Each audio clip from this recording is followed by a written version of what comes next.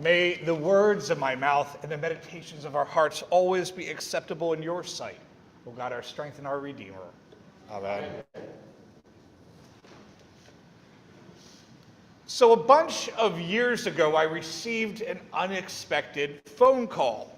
This is like early on in my ministry career, and I had just taken a new job working at Temple, and this colleague of mine had a local church, and he called me up with a proposition.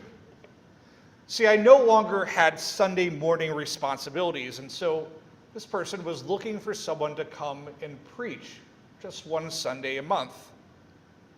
So it didn't seem like a big deal at the time. I'd have a few extra bucks in my pocket as well, and so I agreed to the new preaching gig. So I came to learn right away that this colleague of mine was a bit prone to overthinking things. So on the first day, he wanted me to have my very own office space, even though I was only dropping in one Sunday a month, and it seemed like a bit of overkill to me. Still, he showed me to this small office across the hall from his office that was sometimes also the youth minister's office. You could get ready here and keep your stuff in here, he said, and he gave me a key, and so I did. That was my space for the next 6 years, as I would drop in one Sunday a month to give him a break from preaching. 6 years later, I moved on from that campus ministry job, and I took a congregation of my own, and I no longer had those Sunday mornings free, and so I had to stop preaching at this particular church. And at the same time, my life was changing. Brenda and I had started dating, and we wanted to get married. So this church seemed like a natural spot to do that, and the priest was the one who did it for us back in 2010. A few years later, in 2015, some social work colleagues and I were thinking about starting a private counseling practice together. Where would we find office space? So I tentatively reached out to that priest colleague of mine to ask if his congregation maybe wanted to rent us some space.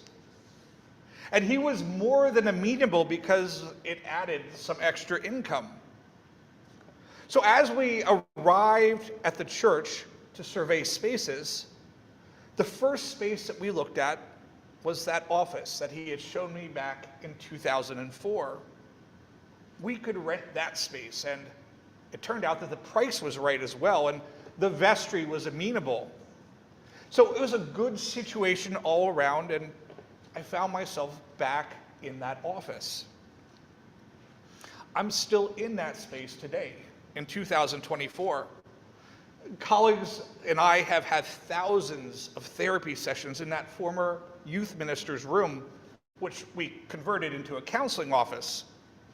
We're coming up on our third rector now that we've been there.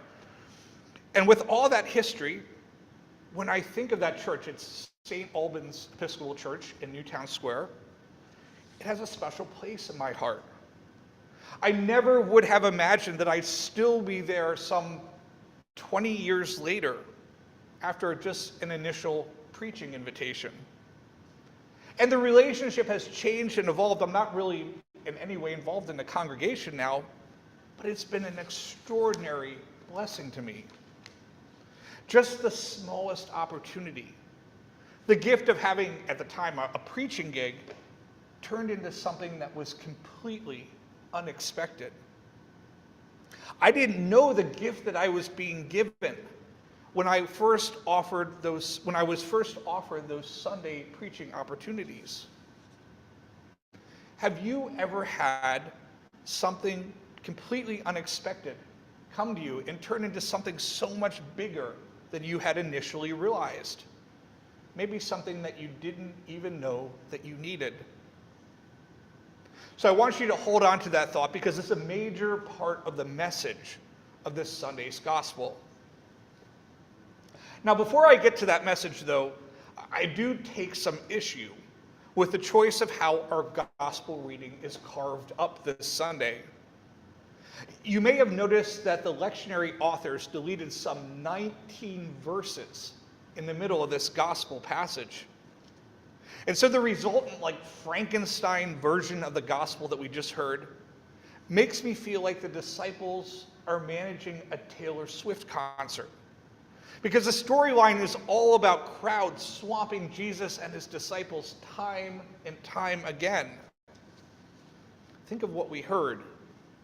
Jesus invites his disciples to come and rest after they've gathered this huge horde of followers with their teaching. And they try to get away to a deserted place, but the crowds follow them. And instead of resting as promised, Jesus continues to interact with that pursuing crowd because, as he says, they're a sheep without a shepherd. And furthermore, the next part of this Frankenstein gospel, the section that comes after the deleted 19 verses, in that section, the group again finds himself landing by boat in Gennesaret.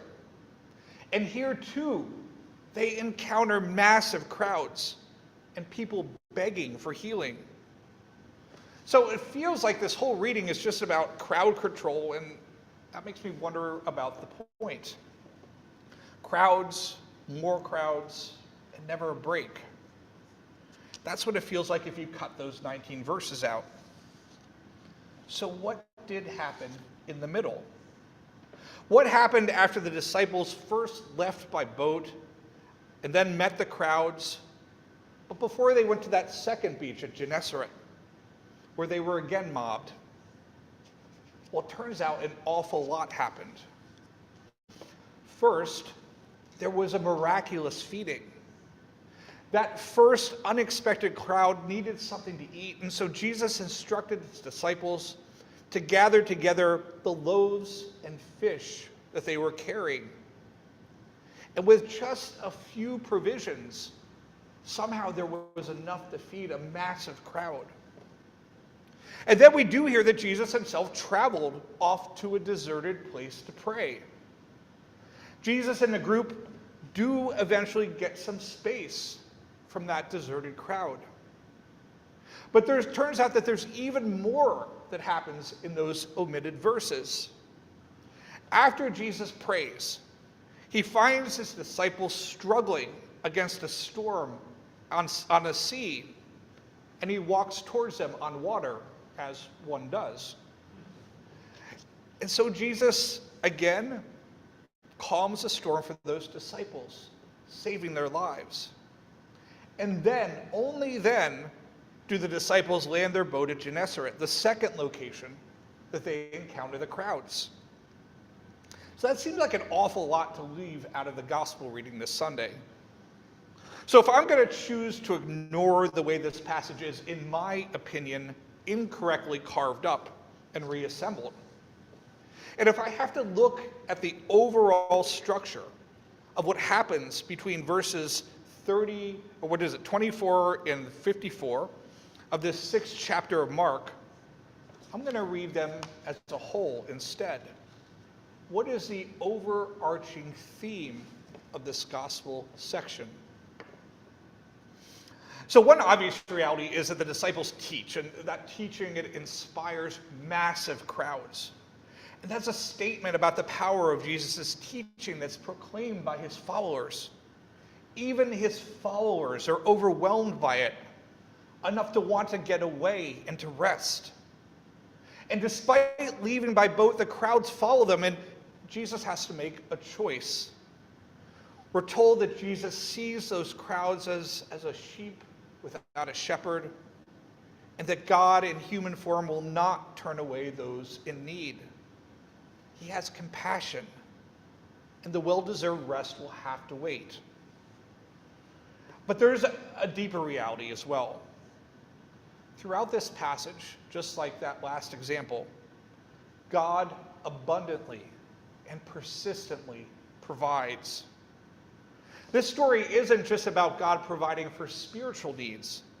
The crowd has real human needs like hunger. And so in another miracle, just the smallest bit of abundance, a few loaves and fish that the disciples have been carrying is transformed into something so much bigger. God's abundance is as real and as tangible as the next meal in a culture where every meal was hard to come by. God is providing in the most basic of ways with food to fill hungry bellies. And if the disciples somehow missed the point about how God provides in need, that point is made more than evident as they struggle against wars and possible death on the sea at the hands of a storm. Walking towards them on water, Jesus shows how God in human form will not be constrained by the old laws of nature, the things that we think we know about the world.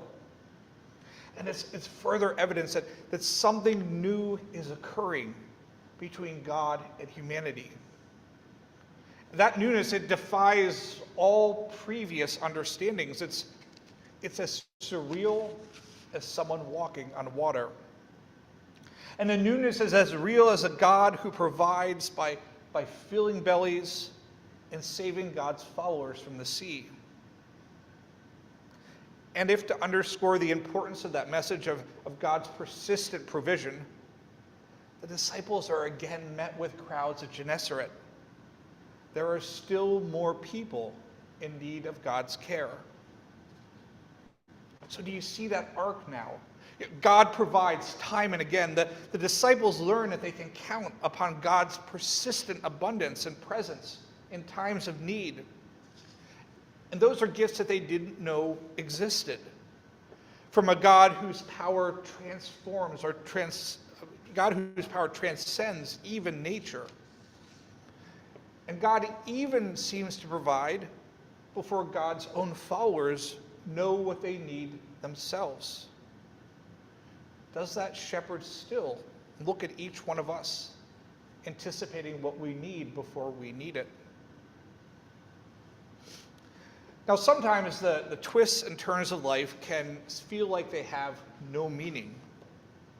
The wants and desires that we feel like we have aren't always met in the ways that we think they should be. It reminds me of that old Garth Brooks song, I thank God for unanswered prayers. Sometimes a God who seems absent and doesn't give us what we feel like we need most is in fact most present in those moments. The unexpected gifts and the unanswered prayers of life are sometimes the truest signs of God's walk with us because they point to possibilities that we never may have imagined. And so the promise of today's gospel is that God does, in fact, know what we need, perhaps before we even do ourselves. That doesn't mean that we're going to get everything that we want. It doesn't mean that we will avoid hurt or heartache along those journeys. But it does mean that we have a God who is with us in life's transitions, providing exactly the sustenance we need in the moment. So where in your life have you been given exactly the sustenance you needed, even if it didn't appear that way at the time? So I look back in my own life, and there's so many situations where where something unexpected has turned out way better than I ever could have imagined. That call from the colleague in Newtown Square was just one example of a journey that no author could write. And I suspect it's the same for each of you. And if that's the case, how might you celebrate God's presence on the journey? How might you celebrate and step into the God that knows what we need before even we know it? That may seem impossible by human standards, to trust in the unknown. But as we see in today's gospel, our God is a God of the impossible. Our God is a God who creates abundance out of scarcity and calms the storms of the sea. So this Sunday, may God's gifts and even unanswered prayers bolster your faith. And may that faith inspire you to share the good news with others. God is in our midst,